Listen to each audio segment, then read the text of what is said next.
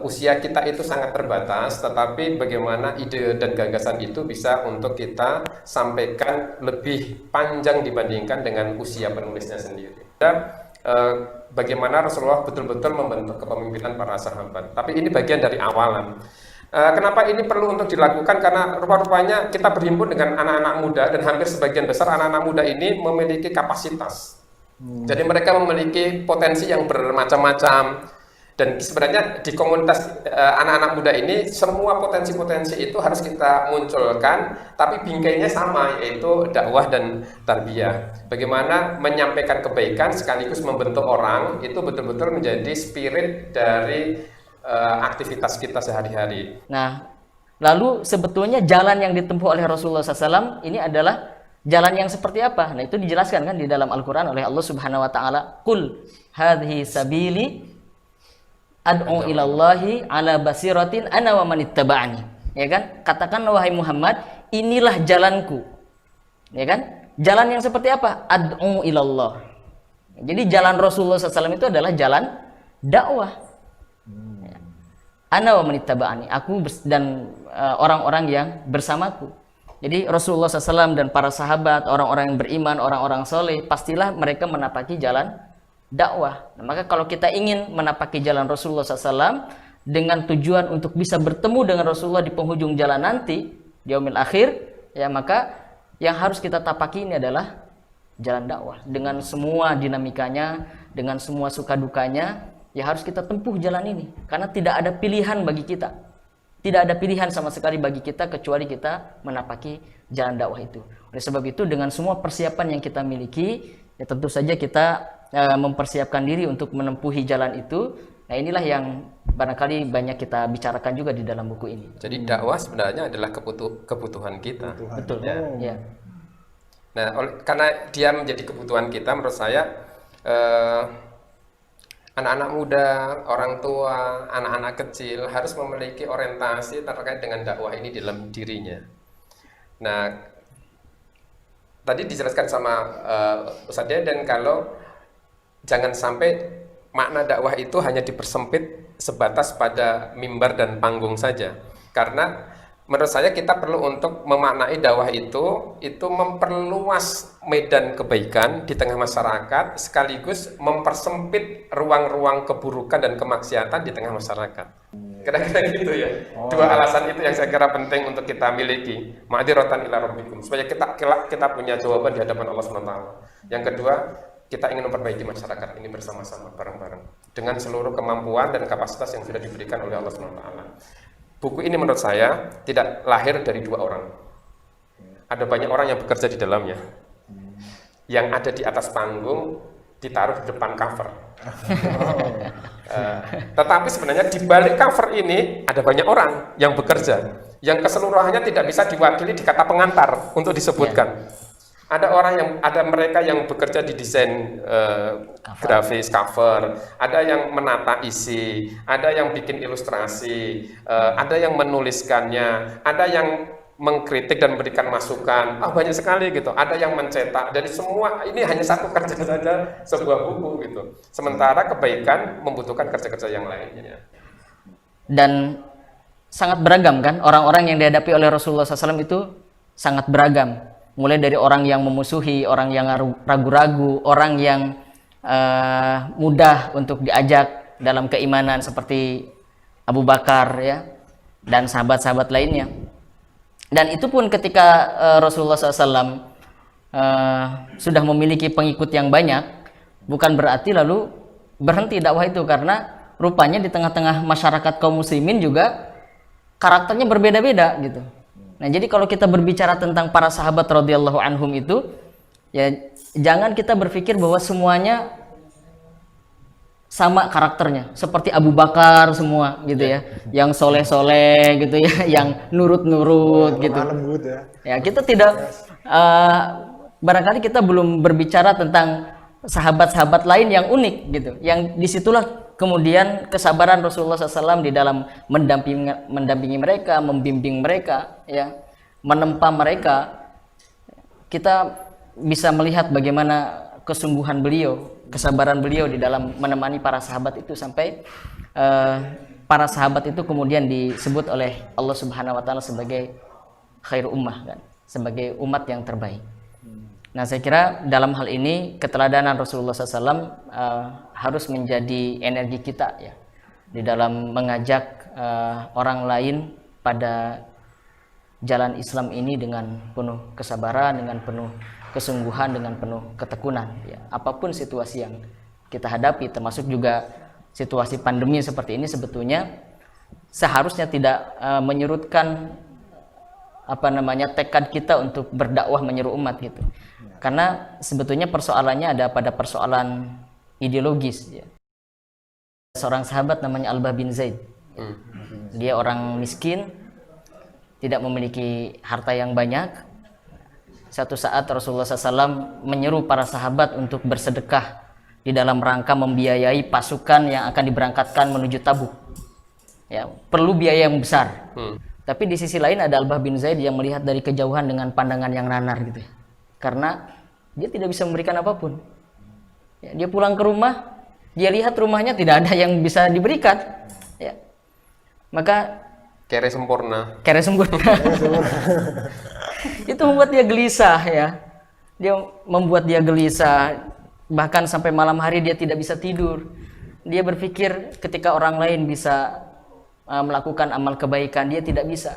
Ketika orang lain barangkali bisa mendapatkan pahala dari kebaikannya, dia tidak mendapatkan apapun. Mereka merasa sedih karena tidak bisa berkontribusi. Jadi seakan-akan ada sesuatu yang mengganjal di dalam diri mereka ketika mereka itu tidak bisa berkontribusi. Kita anehnya merasa nyaman kalau kita nggak berkontribusi. Semestinya kalau kita menyadari bahwa dakwah itu adalah kebutuhan kita, ketika kita tidak bisa berkontribusi di dalamnya, itu mendatangkan kesedihan di dalam diri kita. Dan para sahabat rupa-rupanya mereka merasa sedih ketika mereka tidak bisa berkontribusi. Tetapi Allah itu menakar kita, mengukur kita dari kapasitas kontribusi kita masing-masing. Itulah kenapa sedekah dari seluruh pahala-pahala yang dia peroleh ketika dia ditolimi oleh orang itu diterima oleh Allah SWT. Seakan-akan nggak logis sama sekali. Gitu. Apa ini? Gitu. Tetapi ternyata yang dilihat adalah spirit dan semangatnya itu. Dia menumbuhkan spirit dalam diri Zahir bin Haram. Mungkin kamu dianggap lemah oleh banyak orang, kamu dianggap hina oleh banyak orang, tetapi sesungguhnya kamu amat berharga di hadapan Allah SWT. Pertemuannya di mana? Bukan di mimbar loh ya, bukan di tengah majelis gitu, bukan di atas panggung, tapi pertemuannya di pasar. Itu artinya dalam situasi kita saat ini, kita itu bisa memperluas medan dakwah dan tarbiyah itu di banyak tempat. Ya itu tadi yang saya sampaikan gitu. Di rumah, kita berhadapan dengan anak-anak kok. Ketika dia ngerjakan tugas-tugas daring itu, lalu dia merasa, oh ayah, males, aku capek gitu. Bukankah ada ruang untuk berdakwah di situ? Akan ada ruang untuk mentarbiyah anak-anak kita di situ? Gitu. Begitu Allah mendekatkan kita, itu adalah karunia dari Allah SWT, dan kita harus bergembira. Jadi belum apa-apa saja, kita itu didekatkan dengan orang baik saja, kita itu mesti gembira gitu. Apalagi bisa berketaatan. Gitu. Makanya wajah para dai itu semestinya ya wajah-wajah gembira-gembira aja. Seakan-akan nggak punya masalah gitu. Bukan berarti nggak punya masalah, padahal masalahnya banyak gitu. Tapi para dai itu senantiasa memperluas kapasitasnya setiap saat. Makanya saya pernah sampaikan gitu. Kita itu bukan manusia flash disk 128 megabyte. Semestinya kita itu kapasitasnya lebih luas. Kalau kita itu manusia di era sekarang kok kita menjadi manusia 128 MB, itu kita nggak akan bisa menampung banyak beban dan masalah. Begitu kita menampung banyak beban dan masalah, kita akan gampang uwer-uwer. Kita langsung loadingnya berantakan gitu. Oleh karena itu kapasitas kita harus luas, jiwa kita harus luas, kita harus lapang dada dengan banyak hal, dan untuk itu kita perlu tarbiyah. Diri para dai sendiri butuh ditarbiyah. Gitu. Begitu para dai itu mengabaikan proses-proses tarbiyah, maka dia akan kemakan, dia akan habis. gitu ya. Iya. Jangan sampai kita menjadi seperti lilin itu ya. Kita menerangi banyak orang, tetapi kita sendiri mengabaikan diri kita. Bahan bakar kita harus terus kita nyalakan, kita isi terus-menerus. Saya kira di antara kegembiraan kita di dalam dakwah ini ya, salah satu alasannya kan sebagaimana yang disampaikan oleh Allah Subhanahu wa taala, kuntum khairu ummatin ukhrijat lin-nasi ta'muruna bil ma'ruf wa tanhauna 'anil munkar wa tu'minuna billah. Jadi kita ini menjadi umat yang terbaik karena dua hal. Yang pertama dakwah, yang kedua adalah keimanan kita. Dan menariknya di dalam ayat ini kata dakwah itu didahulukan daripada kata iman. Kemudian para mufasir menjelaskan kenapa demikian, kenapa tidak iman dulu baru dakwah. Seharusnya secara logika kan beriman dulu baru berdakwah gitu. Nah, tetapi ini untuk menegaskan kepada kita bahwa ya dakwah itu menjadi ciri khas dari umatnya Nabi Muhammad SAW yang itu tidak diberikan kepada umat sebelumnya. Ya, umat sebelumnya tidak diwajibkan untuk berdakwah, tetapi umat Islam ini dia dimuliakan oleh Allah Subhanahu Wa Taala, dijadikan umat yang terbaik itu adalah karena dakwah. Kalau beriman, umat-umat Nabi yang lain juga beriman, tetapi dakwah adalah kekhususan yang Allah berikan kepada umat Nabi Muhammad SAW. Nah, seharusnya kita menjadi bahagia, menjadi bergembira kita karena kita mendapatkan tugas dakwah itu yang bisa menjadikan kita ini sebagai umat yang terbaik, sebagai manusia yang terbaik, sebagai individu pribadi yang baik. Ya. Adapun kesulitan-kesulitan di dalam jalan dakwah tentu saja itu sebuah kemestian, satu aksioma, sebuah kepastian. Kita tidak berdakwah aja ada susah tantangannya. Kalau dakwah susah, nggak dakwah susah gitu. Susah. Mendingan berdakwah ya. Mendingan berdakwah. Kesusahannya dalam kemuliaan gitu. Dan sebetulnya ini kan tentang cara pandang kita. Ya. Pak Budi sering sekali menjelaskan ya tentang misalnya makna kegagalan gitu ya. Apa itu makna kegagalan ya? Apa Pak Budi? Gagal. Gimana itu gagal? Nanti bisa ditanyakan lah ya, bisa jadi salah satu bahan pertanyaan apa makna kegagalan menurut Pak Budi gitu. Nah, ini kan berkaitan dengan cara pandang kita. Jadi kalau kita mampu untuk bisa merespon semua kesulitan-kesulitan, tantangan-tantangan kita itu dengan respon yang terbaik, maka insya Allah itu akan justru menjadi kelezatan. Ya, dulu guru-guru kita sering menasihatkan kepada kita agar kita itu bisa nataladzadzu bimata'ibid dakwah gitu. Agar bisa merasakan kelezatan-kelezatan di dalam lelahnya berdakwah itu. Jadi capeknya, kecewanya, apalagi sakitnya, lelahnya dan semuanya itu harusnya bisa kita rasakan sebagai sebuah kelezatan tersendiri. Tetapi itu semua bisa kita lakukan kalau kita bisa memahami makna yang sedang kita lakukan itu dan bisa menghayati apa yang kita lakukan. Dalam hal ini dakwah, kita memahami dakwah itu, apa keutamaannya, fadilahnya di sisi Allah Subhanahu wa taala, bagaimana Allah telah memberikan janji, Rasulullah juga memberikan janji bagi orang-orang yang istiqomah di dalam perjuangan dakwah dan sebagainya. Kan kalau kita memahami fadilah itu, keutamaan itu, saya kira itu akan membuat sirna seluruh kelelahan-kelelahan kita, rasa kecewa kita, rasa sakit kita hilang semuanya karena ada janji Allah Subhanahu wa taala yang Allah janjikan untuk diberikan kepada kita di ujung perjalanan dakwah kita nanti. Dan kita juga bisa merasakan itu, kelezatan di dalam kelelahan-kelelahan dakwah itu kalau kita menghayati prosesnya. Jadi kita terjun di dalamnya, tidak hanya sekedar tahu saja, tetapi kita betul-betul merasakan ketika lelahnya berdakwah, merasakan ketika kecewanya di dalam dakwah, ada perasaan-perasaan seperti itu barangkali. Ya, tetapi ya. Gimana? Penolakan juga. Ya, penolakan ya. Itu bisa kita rasakan sebagai sebuah kelezatan kalau kita paham apa itu hakikat dakwah. Kalau kita menghayati bagaimana rasanya kita berjuang itu.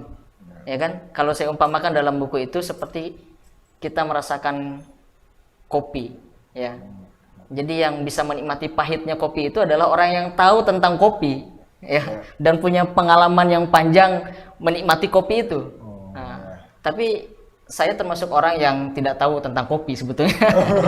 Jadi saya hanya mengumpamakan saja. Karena ketika orang berbicara tentang kopi itu saya hanya diam saja. Karena memang tidak tahu. Nah, itu bedanya orang yang tahu dan menghayati ya. Karena saya tidak mengetahui tentang kopi dengan berbagai macamnya itu ya. Orang berbicara nikmatnya kopi ini, saya rasakan ya sama saja pahit gitu. Ya kan, karena saya tidak tahu.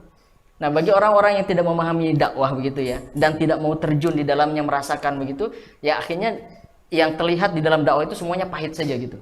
Tidak ada gembira-gembiranya sama sekali. Apa sih orang berbicara bergembira dalam dakwah gitu? Saya kok rasanya pahit aja di dalam dakwah itu gitu. Ya dia belum memahami hakikat dakwah itu.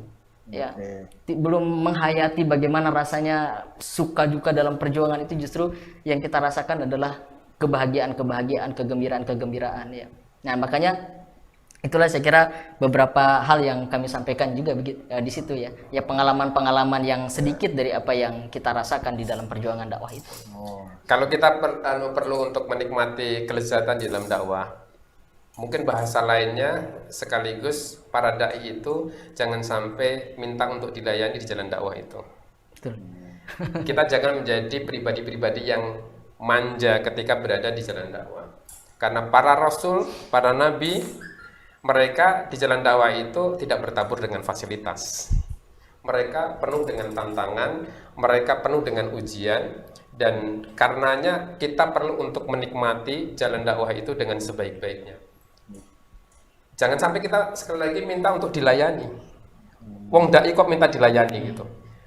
Dai kok minta difasilitasi gitu. Kalau tak ada fasilitas itu bagian dari anugerah dari Allah Subhanahu wa taala. Tetapi kita itu jangan sampai kehabisan gaya ketika kita tidak mendapatkan fasilitas sama sekali. Ada saat-saat ketika kita itu menapaki seruan-seruan dakwah itu, panggilan-panggilan untuk berdakwah itu dengan kesadaran ada banyak keutamaan Allah Subhanahu wa taala di dalamnya. Kalau tak ada rintangan, pikiran kita itu ini di balik ini nanti akan ada apa ya? Di balik ini ada karunia Allah Subhanahu wa taala yang seperti apa ya gitu. Dan kita akan semakin bersyukur kepada Allah Subhanahu wa taala. Bukankah ketika Nabi SAW ditentang di Taif ada peristiwa kecil tentang keberterimaan adas yang tidak pernah diduga sama sekali. Dan seterusnya gitu. Jadi senantiasa ada karunia Allah di balik ujian-ujian itu, dan bagi para dai itu sebuah kenikmatan yang sangat luar biasa. Itulah sebabnya teman-teman sekalian, sahabat sekalian, salah satu hal yang harus dimiliki oleh setiap kita, jangan sampai kita menjadi pribadi-pribadi yang manja di jalan dakwah ini. Jangan pernah menjadi pribadi yang manja. Nggak bergerak kalau nggak ada fasilitas. Gitu.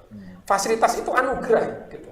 Sekali lagi, fasilitas itu anugerah dari Allah SWT. Kalau kita itu sudah pantas untuk mendapatkan semuanya, insya Allah Allah akan datangkan pada kita. Tapi jangan pernah beralasan untuk tidak bergerak gara-gara tidak ada fasilitas sama sekali. Anda yang bergerak di fakultas, di SKI fakultas, ada yang bergerak di sekolah, ada yang bergerak di remaja-remaja masjid. Jangan pernah kehilangan ide dan kreativitas, tidak mau bergerak sama sekali karena tidak ada fasilitas. Jangan pernah bergerak. Nanti kalau kita sudah memiliki portofolio kebaikan di dalam amal-amal dakwah itu, insya Allah jauh lebih mudah untuk mendatangkan fasilitas buat kita semuanya. Kemarin saya ceritakan buat teman-teman bagaimana di suatu Ramadan, ini kisah tentang Pak Air Fakhrudin. Bagaimana suatu saat beliau terjadwal untuk memberikan kultum subuh di Masjid UMY. Tetapi rupa-rupanya hari itu sopir yang semestinya menjemput Pak AR berhalangan untuk menjemput karena satu hal tidak bisa untuk menjemput. Panitia bingung ini gimana? Ya sudah, sekarang ditunda aja. Jadwal Pak AR kita tukar, kita tunda untuk waktu yang lain. Bagaimana cara menghubunginya? Di era itu nggak ada handphone sama sekali. Maka panitia mahasiswa itu datang ke tempatnya Pak AR, ke dalamnya Pak AR dengan bersepeda, dikayuhnya dari jarak yang sangat jauh itu. Padahal Pak AR di rumah sudah siap-siap. Jam 3:30 pagi itu sudah siap untuk dijemput. Tetapi rupa-rupanya yang datang mahasiswa. Pak AR sudah siap-siap untuk berangkat gitu. Yuk kita berangkat. Mohon maaf Pak AR, jadwal untuk kultum subuh kita tunda karena sopir yang semestinya menjemput tidak bisa datang untuk menjemput Pak AR gitu. Jenengan nitih nopo, kesininya nitih apa? Anda kesini datang dengan apa? Dengan sepeda ontel Pak gitu. Kata Pak AR, ya sudah sekarang kita berangkat pakai sepeda ontel. Saya tak bonceng gitu. Masya Allah teman-teman sekalian. Ketua PP Muhammadiyah naik sepeda ontel untuk ngisi kultum subuh yang jarak dari rumahnya amat jauh itu. Naik sepeda ontel pagi-pagi lagi gitu. Jadi pagi-pagi lagi gitu. Enggak gaya, tidak manja gitu. Karena kemuliaan Allah itu dihamparkan dalam situasi-situasi seperti itu gitu. Para dai itu sedang meraup keberkahan dari Allah SWT, bukan sedang menikmati taburan fasilitas. Nah, saya kira itu penting untuk kita miliki teman-teman sekalian. Di tengah situasi seperti ini jangan sampai mati gaya. Yang kedua, jangan sampai kita menjadi anak-anak muda yang manja. Kita harus menghidupkan dakwah ini dengan sebaik-baiknya di tengah situasi yang mungkin amat terbatas. Tetapi gerak-gerak dakwah sama sekali tidak pernah terbatas.